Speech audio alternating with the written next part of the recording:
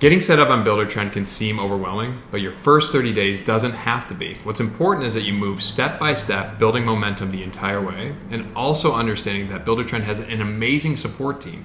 And they're there for you to ensure that you're building the setup that works for you and your business, that you are getting the most out of these amazing features. Bringing financials into Buildertrend is really the last piece to bring this amazing project management software to its highest potential. Let's get into it, your first 30 days of getting set up on Buildertrend Financials.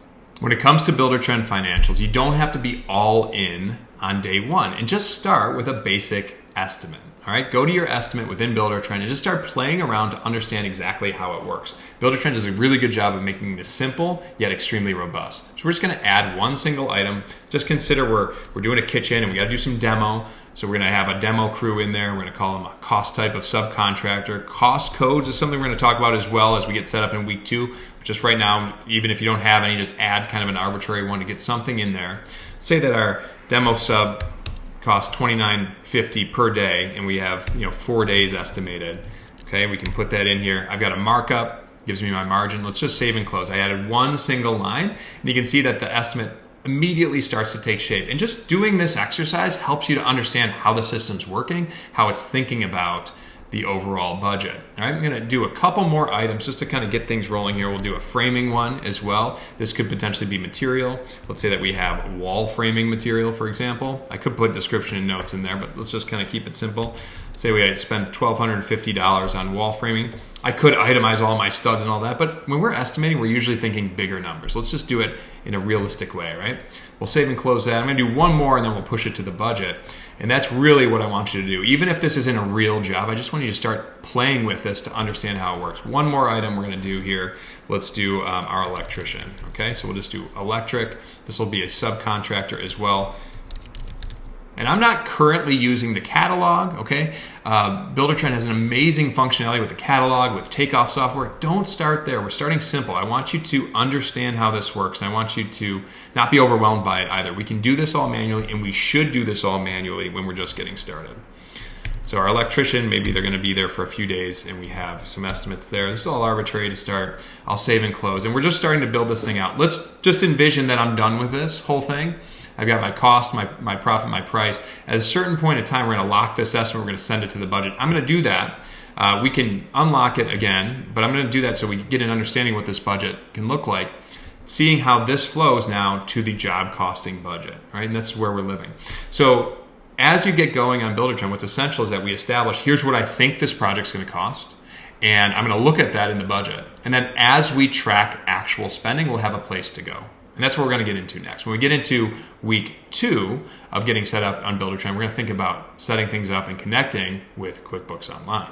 Now, of course, that example is really simple, just a few different costs. Your realistic projects are going to have way more, something that looks a little bit more like this. Multiple lines within your estimate, and you're going to have a job costing budget that's got quite a little bit more to it. But again, we're not starting there. What we want to do is we want to start in a place that we can understand, that we can digest, and that we can think about growing and scaling. So start with a really simple one, even if it's arbitrary, even if it's sample data just to start. The next step in getting set up in financials on Buildertrend is connecting to QuickBooks Online. Now, we're all using QuickBooks Online anyways. Why not make use of the seamless integration, the two-way integration between these two softwares, Buildertrend and QuickBooks Online? It really is a strong connection. We shouldn't be afraid to connect the two. So we're going to do that within our company settings. And basically, when we make the connection between Buildertrend and QuickBooks Online, we're looking to connect 2 key attributes. The first is the project. The second is the cost code. We're going to connect the project in Buildertrend to a project in QuickBooks. Okay, so here's my project in QuickBooks. I've got the same project in Buildertrend. And that happens at the job info when we set things up. We're going to go through the dialogue and we're going to connect that project right here. Okay, so that's all connected. The second piece is the cost codes. Okay, so on the cost codes, that's where we want to set up our cost codes first in Buildertrend, okay, and then in QuickBooks, and we want to connect them. So think through your cost codes first in BT. Main reason for this is where we're going to be spending most of our time. Also, Buildertrend has really good examples that we can use. You can also work with your success coach on getting these set up. Set them up first in Buildertrend, and then move over to QuickBooks, set up the same exact cost codes as products and services here, and then you are going to link those together. Okay, so this linking, this is a process that takes a little bit of time, but the idea here is we set it and forget it. There's really not much we need to do here once we get this all established. Your cost codes on Buildertrend map directly to products and services within QuickBooks Online. The beauty of this is now we have a two-way sync. We were looking at that job costing budget, right? Let's look at that again, and let's start to understand what happens when we have actual QuickBooks costs come into the system. So what I'm going to do on QuickBooks is within this project here, this 365 Central Park, we're going to add an expense to this project. Okay, I've got some budgets for like demo, for example. So why don't I put in a cost for that? So I pay my demo subcontractor, okay, and I pay them maybe $12,000. Okay, I'll save that transaction. Again, in QuickBooks right now is where that was saved. If I go over to Buildertrend, sync QuickBooks costs, which will typically happen automatically on a refresh, you can see that that cost goes in there right away. That's awesome, right? That's hugely important that we have stuff that's going on in QuickBooks Online. And what I love about this integration is that Buildertrend accepts the fact that costs are going to be entered in other places. They're going to be entered in QuickBooks Online. So instead of being really stubborn about this and saying we must add everything in Buildertrend, they're accepting the fact that they're getting created in QuickBooks Online. They flow in here very, very nicely. So it's essential that we make this connection. Again, we're almost definitely using QuickBooks Online for other aspects of our business. Let's bring in our job costing as well. So that would be week 2, is rounding out your connection within QuickBooks Online and Buildertrend. Moving forward, now it's time to start thinking about adding costs within Buildertrend. Whenever possible, this is a really good idea because now we're going to unlock the true potential of the connected nature of the software, meaning that bills are connected to schedules, can be connected to RFIs and to-dos, and everything works together. So whenever possible, it's a really good idea to use Buildertrend to create some costs, and we can do that with bills. So I'll open up bills right here. Okay, now the cool thing about this is I created one expense within QuickBooks Online that worked great for me, right? And I can do the same kind of thing in Buildertrend. So I've added something for a demo. We see that actual costs flow in there. Now within Buildertrend, I'm going to add a bill. Okay, I owe somebody some money, so I'm going to call this electric. Okay, I'm going to just pay this one to my placeholder electrician for now. Okay, so whatever the details of my bill would be, and I probably have a document coming through that would tell me this information, that I've got an invoice date, it's due maybe on a specific date. But again, here's the beauty of this thing. We can link this to a schedule item. So instead of me putting in a hard date that this bill is due on the 15th of October, instead I can say it's due when the electrical work is done, when the rough electrical work is complete. That is the key here. What we're doing and what we're gaining by adding this in Buildertrend instead of QuickBooks Online is this is an intelligent bill. It's connected to the schedule. If and when this schedule item moves, the bill due date moves as well. It's very, very smart. Okay, we're going to add to this some information, rough electric. We're going to make sure our cost code is in there.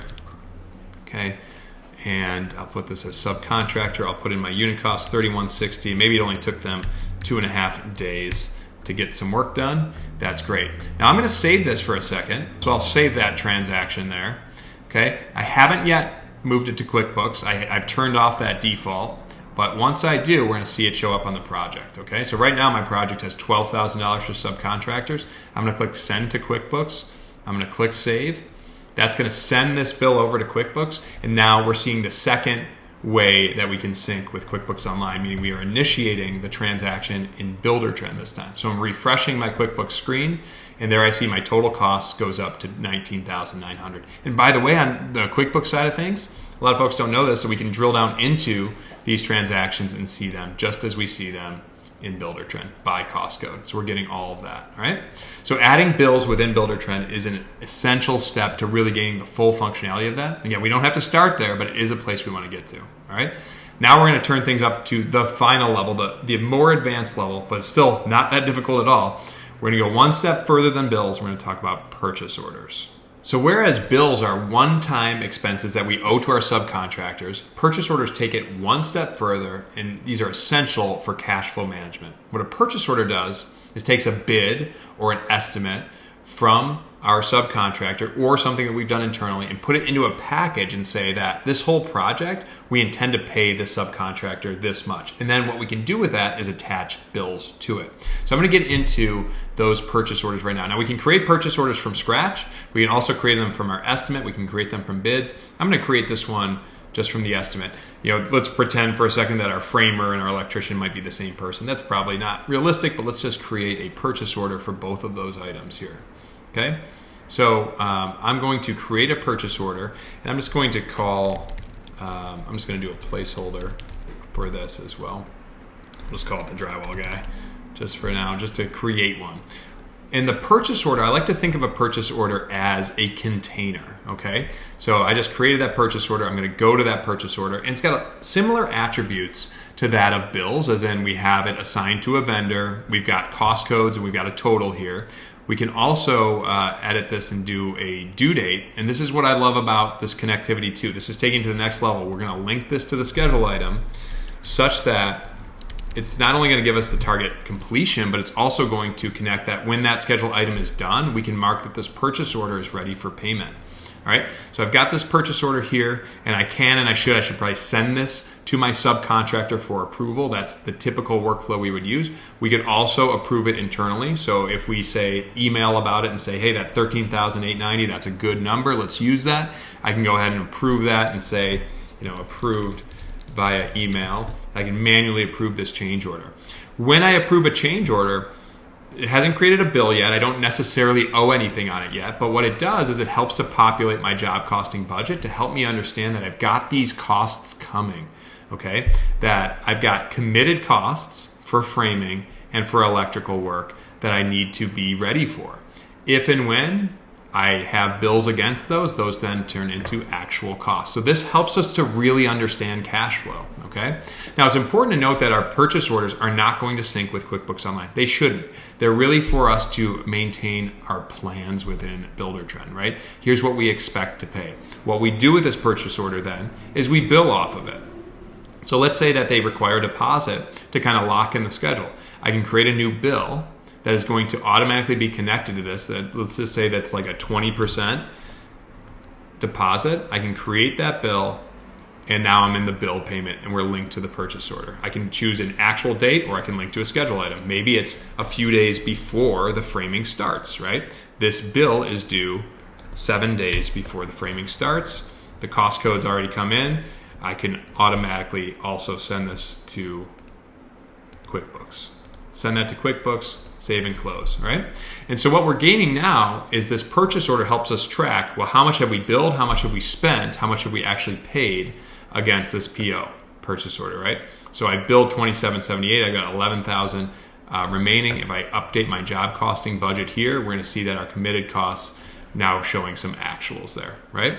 So purchase orders help to bring it all into play, and that's really like the last final advanced step. And it doesn't have to be right away. As I mentioned, start with an easy estimate, move on to integrating with QuickBooks Online, play around with bills, and then take that final step into purchase orders.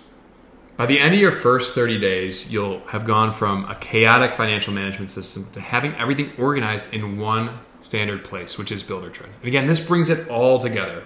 We're doing our schedule in Buildertrend, our daily log, all the project management tasks. If we layer on top the financials, we really have a full, comprehensive project management and financial management system. This is essential to getting the most out of the product. So I encourage you, don't be intimidated by the financials within Buildertrend. It's not too tough. Start step by step. Definitely reach out to your Buildertrend coach as well. I'd love to hear what you've been struggling with as well. Put them in the comments below so that we can all work on this together.